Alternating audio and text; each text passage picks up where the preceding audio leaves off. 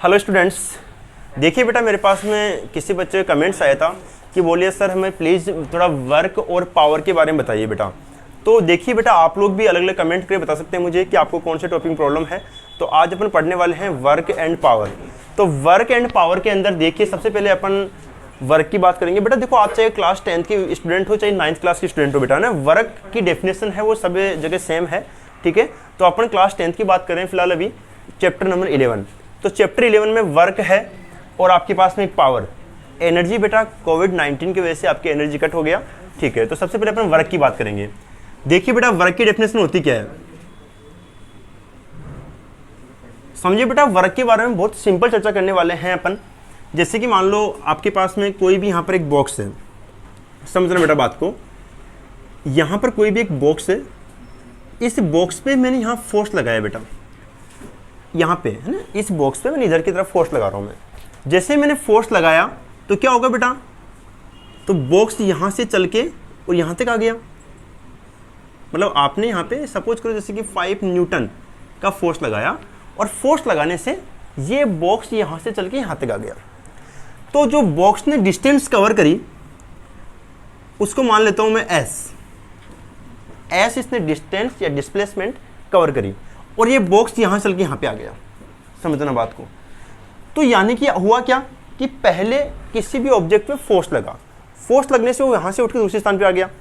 तो इन दोनों के बीच का डिस्प्लेसमेंट और लगाया गया फोर्स, इन दोनों के मल्टीप्लाई को अपन क्या बोलेंगे बेटा, वर्क। यानी कि आप यहाँ पे समझे बेटा कि वर्क की डेफिनेशन जो हो गई वो हो गई फोर्स इंटू डिस्प्लेसमेंट।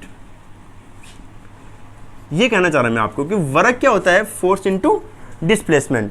और डिस्प्लेसमेंट भी उसी डायरेक्शन में जिस डायरेक्शन में आपका फोर्स लग रहा है। समझिए बेटा, वो तो अलग टाइप्स पढ़ेंगे इसके, लेकिन यहाँ पे ध्यान रखिए कि वर्क क्या होता है, फोर्स इनटू डिस्प्लेसमेंट। यानी कि W = F.S।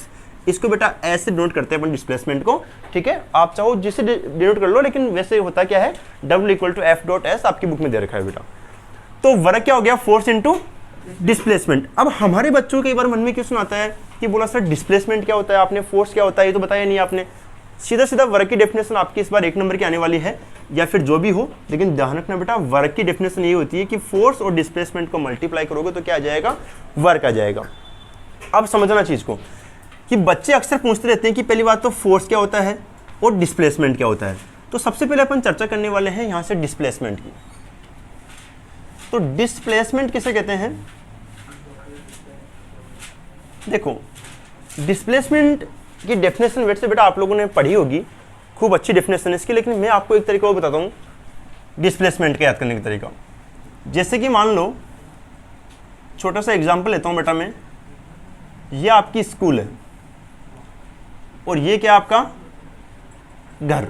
ये वाला एग्जांपल मुझे बहुत अच्छा लगता है बेटा। स्कूल से आप घर जा रहे हैं, ठीक है। तो स्कूल से जब आप घर जाओगे अपने, या फिर घर से स्कूल आ रहे हैं, तो ऐसा तो है नहीं कि भाई अपन यूं गए सीधे सीधे यहाँ पे गए, आप ऐसे गली में घूमे, ऐसे घूम घाम के आप स्कूल पहुंच गए। तो सपोज करो कि आपको घर से स्कूल जाने में जैसे कि लगा 2 किलोमीटर, कि 2 किलोमीटर में आप घर से स्कूल पहुंच के, बेटा किसी बच्चे की स्कूल पास में हो सकती है, लेकिन थोड़ा सा आप मान के चले समझने के लिए। तो क्या हुआ, घर से आप स्कूल चले गए तो आपको लगा 2 किलोमीटर। अब आप बोलो कि बोला सर यहाँ पे देख के आप यूं भी जा सकते थे। भाई आप घर से स्कूल ऐसे भी तो जा सकते थे। अगर आप ऐसे जाते तो आपको लगता 1 किलोमीटर, फायदा हो गया।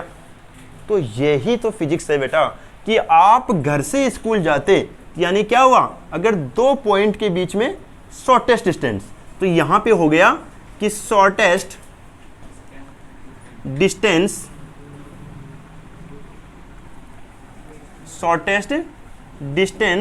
Between 2 points is called displacement. समझ आ गया। तो डिस्प्लेसमेंट क्या होता है बेटा, कोई भी 2 पॉइंट है उनके बीच की शॉर्टेस्ट। देखो इसके अलग अलग एग्जांपल होते हैं, एक और समझो। जैसे कि मान लो बेटा, इससे थोड़ा अच्छा समझ आएगा आपको। ये मान लो आपके पास में ये डिस्टेंस है 3 किलोमीटर, आप यहाँ पर हो, या आप बड़े सुंदर सा आपको बना देता हूँ मैं, ये लो आप यहाँ पर हो। अब आप यहाँ से इस पॉइंट तक जाना चाहते हो बेटा, इस ए पॉइंट से आपको बी पॉइंट तक जाना है, ठीक है। अब आपके पास रास्ता ये है कि पहले आप यहाँ से यहाँ जाओगे साहब, ए से बी पर जाओगे, फिर बी से मान लो सी पर जाओगे। ये आपके पास में है 4 किलोमीटर। तो सीधी सी बात है कि आपके पास में रोड ऐसी बनी हुई है कि साहब पहले आप ए से बी तक गए, फिर आप बी से सी तक गए, तो आप यहाँ से यहाँ तक गए 3 किलोमीटर, फिर 4 किलोमीटर, टोटल कितना जाना पड़ेगा आपको? 7 किलोमीटर। तो जो 7 किलोमीटर है उसको अपन डिस्प्लेसमेंट नहीं बेटा, उसको अपन डिस्टेंस बोलते हैं। क्या बोलते हैं उसको? डिस्टेंस। और आप यूं जा सकते थे यूं, तो इसको बोलेंगे डिस्प्लेसमेंट। इसको अपन क्या बोलेंगे? डिस्प्लेसमेंट। और आपने सुना होगा बेटा पाइथागोरस थ्योरम। पाइथागोरस थ्योरम के अनुसार आप देख सकते हैं कि आपके पास में राइट एंगल ट्रायंगल बन गया बेटा। ये बेस हो गया, ये परपेंडिकुलर हो गया, तो इस हिसाब से क्या होगा? बेस का स्क्वायर प्लस परपेंडिकुलर का स्क्वायर का रूट, तो 3 का स्क्वायर क्या हो जाएगा? 9 प्लस 16 का रूट हो गया 15 रूट तो हो जाएगा 5। तो ये बेटा आपके पास 5 आ जाएगा। तो 5 किलोमीटर क्या हो गया आपके पास में? डिस्प्लेसमेंट। अब समझे मेरी बात को आप कि क्या मतलब होता है डिस्टेंस और डिस्प्लेसमेंट के अंदर? कि यहाँ से आप यहाँ जाते हैं तो आप 5 किलोमीटर में पहुँच जाते हैं, और वैसे जाओगे कितना लगेगा आपको? 7 किलोमीटर। तो कोई भी 2 पॉइंट है किसी भी हालत में, उनके बीच की शॉर्टेस्ट डिस्टेंस को अपन क्या बोलते हैं? डिस्प्लेसमेंट। ये देखो आप, ये 2 किलोमीटर आपने करा, तो 2 किलोमीटर क्या होती है बेटा? ये 2 किलोमीटर डिस्टेंस होती है। आप समझा रहे हो कि मेरी बात को? अब आपको एक अच्छा सा एग्जांपल और देता हूँ। जैसे कि मान लो कोई बच्चा यहाँ से स्टार्ट हुआ, ये लो, ये आपका बड़ा सुंदर सा घर बनाना नहीं आ रहा, मैं बना देता हूँ घर। ये घर है। अब यहाँ से आप इधर गए साहब, इधर से घूम के पूरा मार्केट, छोटी चौपड़ बड़ी चौपड़ यूँ घूम के मस्त मजे में वापस यहाँ पे आ गए आप। तो आप यहाँ से रवाना हुए, पूरा मार्केट घूम के वापस यहाँ पे आ गए। पूरा मार्केट घूम के आने में आपको लगा 10 किलोमीटर। कितना हुआ? 10 किलोमीटर। तो 10 किलोमीटर आप घूम के वापस आ गए, तो आप जिस पॉइंट से रवाना हुए थे बेटा वापस उसी पॉइंट पे आ गए। समझ रहे हो? तो 2 पॉइंट के बीच की डिस्टेंस तो हुई नहीं, समझ आया? तो लेकिन डिस्टेंस कितनी हो गई? तो ये हो गई आपके पास में डिस्टेंस। लेकिन फिजिक्स ये बोलती है कि 2 पॉइंट के बीच का अंतर, तो 2 पॉइंट यहाँ पे हुआ ही नहीं, जिस पॉइंट से स्टार्ट हो वापस यहीं पे आ गए। तो ऐसी कंडीशन में आपका डिस्प्लेसमेंट क्या हो सकता है? 0 हो जाएगा बेटा, 0। आ रहा समझ मेरी बात को आपको? तो बेटा ये फर्क होता है डिस्प्लेसमेंट और डिस्टेंस में। डिस्टेंस कभी भी नेगेटिव नहीं होती है, लेकिन डिस्प्लेसमेंट नेगेटिव हो सकता है। समझ रहे हो? इसी प्रकार से डिस्प्लेसमेंट नेगेटिव हो सकता है, लेकिन डिस्टेंस कभी नेगेटिव नहीं हो सकती है। डिस्टेंस 0 नहीं हो सकती, डिस्प्लेसमेंट 0 हो सकता है। तो ये काफ़ी ज़्यादा फर्क है बेटा डिस्प्लेसमेंट और डिस्टेंस के अंदर। तो यहाँ पे एक टॉपिक क्लियर हो गया आपको कि वर्क किसे कहते हैं? Work equal to force into displacement. तो डिस्प्लेसमेंट मेरे हिसाब से जो बच्चा ये वीडियो वॉच कर रहा है सबको समझ में आ गया होगा कि डिस्प्लेसमेंट क्या होता है। ठीक है बेटा, जो आपको अच्छा लग रहा है उसको आप नोट कीजिए फटाफट, ताकि अपन फोर्स के बारे में चर्चा कर सके। हाँ बेटा, तो आप लोगों को समझ में आ गया होगा कि डिस्प्लेसमेंट क्या होता है। तो प्लीज़ आप जल्दी से नोट कीजिए, फटाफट स्क्रीनशॉट लीजिए। अपन चर्चा करने वाले हैं फोर्स की। तो स्क्रीनशॉट 1 2 3 जल्दी लीजिए बेटा आप लोग। तो बेटा आप लोगों को डिस्प्लेसमेंट चल गया पता है ना? डिस्प्लेसमेंट की जो यूनिट होती है वो होती है मीटर, किलोमीटर या फिर सेंटीमीटर। ठीक है, ज़्यादा अपन मीटर काम लेते हैं। अब चर्चा करेंगे अपन फोर्स। बेटा फोर्स की डेफिनेशन न्यूटन के सेकंड लॉ के अकॉर्डिंग, न्यूटन का सेकंड लॉ याद है किसी बच्चे को? The rate of change of momentum is directly proportional to the external force. यानी कि जो फोर्स होता है वो थोड़ा थोड़ा आपको याद हो तो फोर्स डेफिनेशन याद होगी आपको न्यूटन के सेकंड लॉ से, F equal to m a. F equal to m a. तो फोर्स क्या होता है बेटा? मास इनटू एक्सीलरेशन, ये होता है फोर्स। फोर्स क्या होता है बेटा? Mass into acceleration. मास तो आपको पता होगा बेटा, किसी भी चीज का एक तरह से जितना मास वेट उस चीज का सरफेस है ना, ये होता है मास आपके पास में। अब आता है आपके पास में एक्सीलरेशन। तो एक्सीलरेशन आप लोगों के लिए समझने वाली चीज है। अगर किसी बच्चे को एक्सीलरेशन नहीं आता है तो वो समझ ले बेटा, एक्सीलरेशन होता क्या है? एक्सीलरेशन होता है the rate of change of velocity, the rate of change of velocity, यानी कि वेलोसिटी में समय के साथ चेंज होना क्या होता है बेटा? एक्सीलरेशन। जैसे कि मान लो अपन मोटरसाइकिल चला रहे हैं साहब, अब मोटरसाइकिल आप चला रहे हो तो क्या होगा बेटा? बीच बीच में मोटरसाइकिल के अंदर जैसे मान लो आपने स्पीड कभी 30 की है कभी 40 की है, तो बार बार क्या हो रही है? अपनी वेलोसिटी टाइम के साथ में चेंज हो रही है। मोटरसाइकिल छोड़ो, अपन साइकिल मान लेते हैं। साइकिल जो भी आप चला रहे हो तो क्या होगा? बार बार में आपकी वेलोसिटी चेंज हो रही है। तो अगर वेलोसिटी का टाइम के साथ चेंज होना क्या कहलाता है? एक्सीलरेशन। तो यहाँ पे जो एक्सीलरेशन है उसका फॉर्मूला होता है बेटा वेलोसिटी अपॉन टाइम, यानी कि a equal to v upon t. Velocity denote करते हैं अपन a से, तो a equal to v upon t, जो मैं फॉर्मूले लिख रहा हूँ बेटा, वेरी मोस्ट है, ये याद रखना इन चीज़ों को, ठीक है। अभी मैं मिटा नहीं रहा आप लोगों के लिए, लेकिन थोड़ा थोड़ा पहले इसकी यूनिट की चर्चा करेंगे बेटा अपन। तो इसकी यूनिट की चर्चा करने से पहले एक चीज़ और यहाँ पे निकल के आ गई कि आपको पता चल गया कि एक्सेलरेशन क्या होता है, वेलोसिटी अपॉन टाइम। अब ये वेलोसिटी किसे कहते हैं? तो वेलोसिटी के बारे में बात कर लेते हैं बेटा अपन। तो वेलोसिटी क्या होती है? The rate of change of displacement. तो वेलोसिटी क्या होती है? The rate of change of displacement. Displacement में टाइम के साथ चेंज होना वेलोसिटी कहलाती है। समझ रहे बेटा आप लोगों को? यानी कि आप शॉर्टेस्ट डिस्टेंस कवर कर रहे हो टाइम के साथ में, तो उसको बोलेंगे वेलोसिटी। समझ रहा है? तो वेलोसिटी आपके पास में क्या हो जाएगी बेटा? डिस्प्लेसमेंट। तो डिस्प्लेसमेंट अपॉन टाइम, ये होता है वेलोसिटी। तो v इक्वल टू क्या होगा? यहाँ पे डिस्प्लेसमेंट को कई बार x लिख देते हैं, d लिख देते हैं, मैं x मान लेता हूँ बेटा, x बाई टी, ठीक है। तो v इक्वल टू क्या हो जाएगा?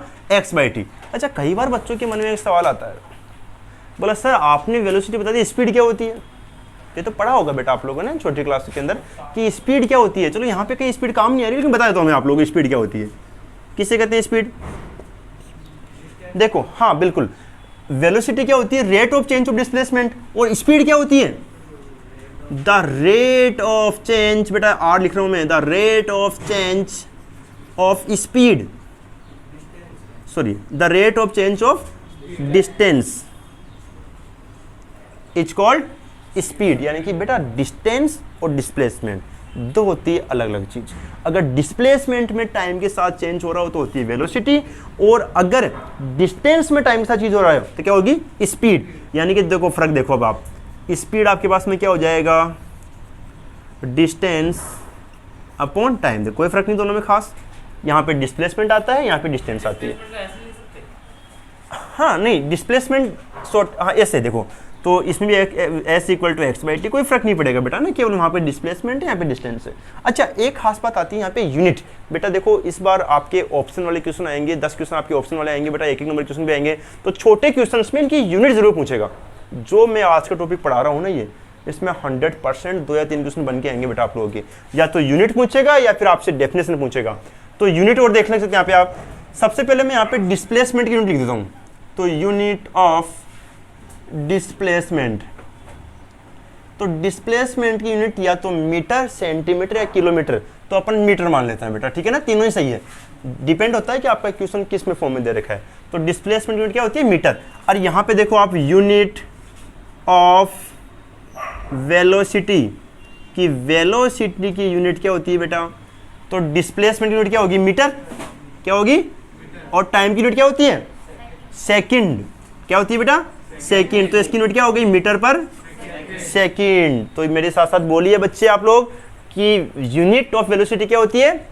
मीटर पर सेकंड। नहीं भूल जाना बेटा ने। तो वेलोसिटी यूनिट क्या होगी? मीटर पर सेकंड। इसी प्रकार से इसकी भी, डिस्टेंस की भी क्या होती है? मीटर पर सेकंड होती है। कोई फर्क नहीं होता, बस यहाँ पे डिस्टेंस आ जाती है, ठीक है। अब आ जाइए यहाँ पे कि unit of acceleration, unit of acceleration कि एक्सीलरेशन की यूनिट क्या होती है। तो एक्सीलरेशन की यूनिट के लिए आपको आना चाहिए एक्सीलरेशन का फॉर्मूला, जो क्या होता है? Velocity upon time. समझ रहे हैं बेटा इसको यूनिट कैसे बनाते हैं? अगर आपको फॉर्मूले याद है ना बेटा फिजिक्स में, तो आपको यूनिट याद रखने की जरूरत नहीं है, आप यूनिट बना सकते हैं ना, यूनिट हमेशा बनती है। तो यूनिट ऑफ एक्सीलरेशन का फॉर्मूला आपको पता है, वेलोसिटी अपॉन टाइम। वापस लिख रहा हूँ मैं एक बार ना, वेलोसिटी अपॉन टाइम। अच्छा, वेलोसिटी की यूनिट क्या होती है?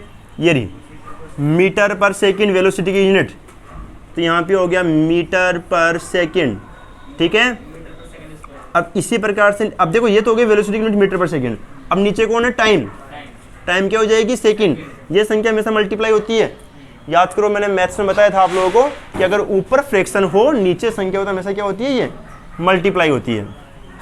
तो ये हो जाएगा मीटर पर, और सेकेंड क्या हो जाएगा? Second square. तो आप में से कोई बच्चा भूल मत जाना, कि यूनिट ऑफ एक्सेलरेशन क्या होती है, मीटर पर सेकंड स्क्वायर। कई बार क्या होता है बेटा, बुक में जो है ना, बुक में चीजें ऐसे लिखी होती है, समझना एक बार।